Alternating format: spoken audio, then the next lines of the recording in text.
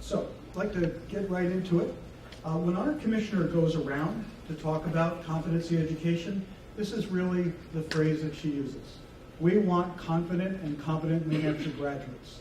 And, you know, that really speaks to folks. They understand what that means. And, you know, it's not just that a student knows what they're doing, but that they have this sense of agency around what they're doing. And actually the research truly supports that.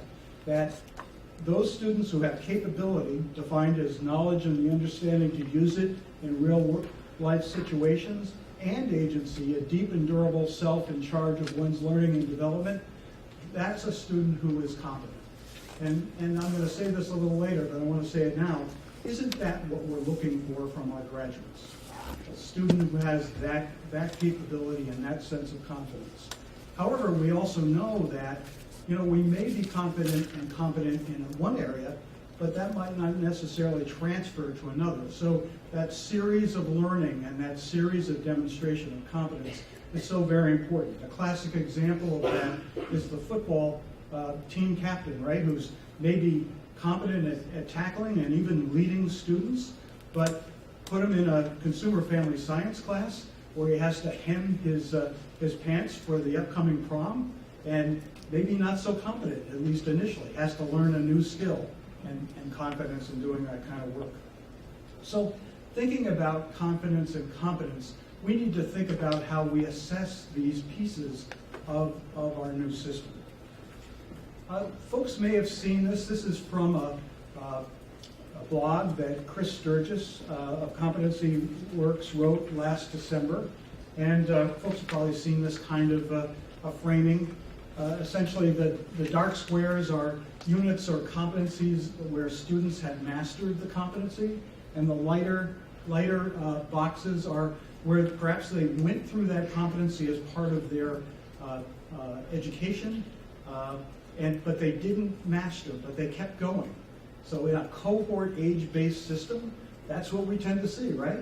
And so typically at early years, you know, grades 3 or so, student will go through and pretty much get all the way through. And then in 4th grade, well, might miss a little bit more, maybe through absence or just didn't quite understand that section, but still picking up most of it.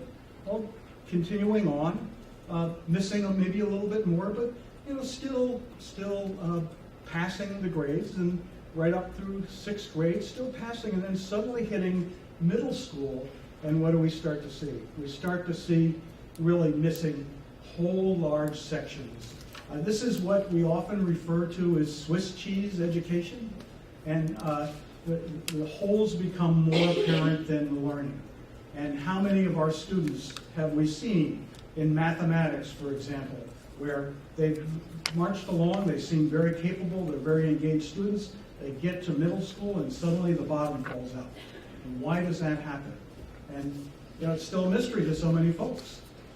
But we want to think about how our actual system employs, really leads to this kind of an outcome. So we believe that competency education is in fact right for kids, and it represents our core beliefs and our theory of action. And this is a kind of a simple statement of our theory of action, that if we do in fact want each and every student to be college and career ready, then we really need to help them advance through a series of mastery experiences and not have a Swiss cheese learning. But to do that, we need a comprehensive system of support for them, and we need to support our educators in a new way of teaching and learning. And so, as a theory of action, if you think about it, this is not something you can employ through the current kind of accountability system, is it? It's not a system where you can just say, well, we're going to test you and we're going to hold you accountable. It means the whole system's got to change, and we've got to support educators in a new way of teaching and learning. And so to do that, we really need to have a whole different kind of foundation to what we're trying to accomplish.